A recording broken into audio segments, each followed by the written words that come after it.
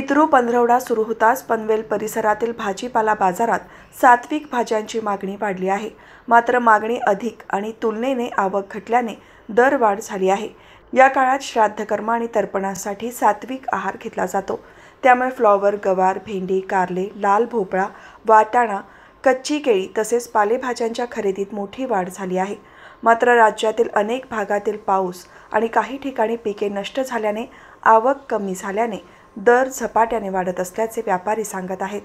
मेथी, पालक, कोथिंबीर आणि पालेभाज्यांचे दर 20 ते 30% वाढले असून किरकोळ बाजारात भाज्यांच्या दरावर कोणतेही नियंत्रण नसल्याने दुप्पट ते तिप्पट दराने भाज्यांची विक्री होत असल्याचे व्यापारी सांगत आहेत. पावसामुळे अनेक शेतकऱ्यांच्या भाजीपाला बाजारापर्यंत पोहोचला नाही. तसेच भाजीपाला नियमनमुक्त झाल्यामुळे बहुतांश शेतमाल थेट ग्राहकांना विकला जातो. त्यामुळे आवक मंदावून दर वाढले आहेत. मात्र पावसाचे प्रमाण कमी होऊन आवक वाढल्यासच बाजारभाव स्थिर होऊ शकतील असा अंदाज व्यापाऱ्यांनी व्यक्त केला.